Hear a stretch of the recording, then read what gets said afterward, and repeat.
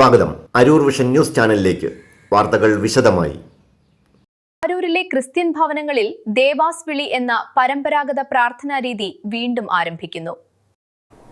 വിശദമായ വാർത്തകൾ.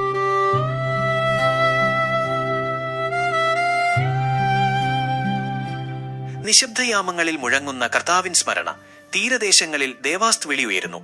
കൊച്ചി വിശ്വാസികൾക്ക് ഇത് പുണ്യപുരാതനമായ നോമ്പുകാലം.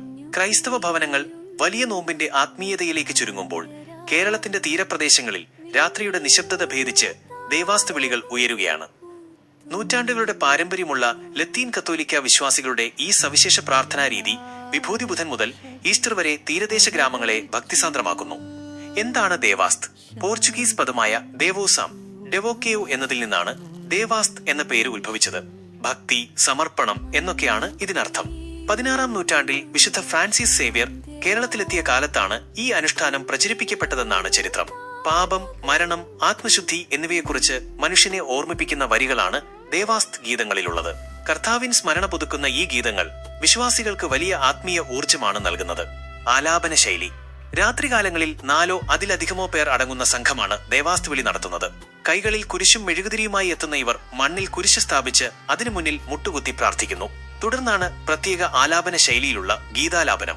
2 രൂപങ്ങൾ: സംസ്കൃത പദങ്ങൾ നിറഞ്ഞ വലിയ ദേവാസ്തും ലളിതമായ മലയാളത്തിലുള്ള ചെറിയ ദേവാസ്തും നിലവിലുണ്ട്. ഈരടികൾ: 43 ഈരടികളുള്ള ഗീതമംഗങ്ങൾ മാറി മാറി ആലപിച്ചാണ് പൂർത്തിയാക്കുന്നത്. ഇതിനിടയിൽ മുഴങ്ങുന്ന കൈമണി ശബ്ദവും സവിശേഷമായ ഈണവുമാണ് ഇതിന്റെ പ്രത്യേകത. വിശ്വാസവും മിത്തുകളും ദുഷ്ടാത്മാക്കളിൽ നിന്നുള്ള സംരക്ഷണമായാണ് പഴയകാലം മുതൽ ദേവാസ്ത് വിളിയെ കരുതിപ്പോരുന്നത്. ശൂന്യമായ ഇടങ്ങളിലോ ഭീതി ഉണർത്തുന്ന സ്ഥലങ്ങളിലോ ആണ് പണ്ട് ഇത് നടത്തിയിരുന്നത്. പ്രാർത്ഥനയ്ക്കിടെ തിരിഞ്ഞു നോക്കാനോ സംസാരിക്കാനോ പാടില്ലെന്ന കഠിനമായ വ്രതശുദ്ധിയും ഇതിനുണ്ട്. തിരിച്ചുപിടിക്കുന്ന പാരമ്പര്യം: കാലപ്പഴക്കത്തിൽ ക്ഷയിച്ചുപോയ ഈ ആചാരം ഇന്ന് ഫോർട്ട് കൊച്ചി മുതൽ അരൂർ വരെയുള്ള തീരപ്രദേശങ്ങളിൽ സജീവമായി തിരിച്ചുവരികയാണ്. പുതിയ തലമുറയ്ക്ക് ഈ ആത്മീയ പാരമ്പര്യം കൈമാറാനുള്ള ശ്രമത്തിലാണ് സഭാ നേതൃത്വവും പ്രാദേശിക കൂട്ടായ്മകളും. ആത്മീയതയും ഭക്തിയും സംസ്കാരവും ഒന്നിക്കുന്ന ദേവാസ്ത് വിളി കേരളത്തിലെ ക്രൈസ്തവ പാരമ്പര്യത്തിന്റെ അപൂർവതയുള്ള ഒരു ശബ്ദമുദ്രയായി ഇന്നും നിലനിൽക്കുന്നു.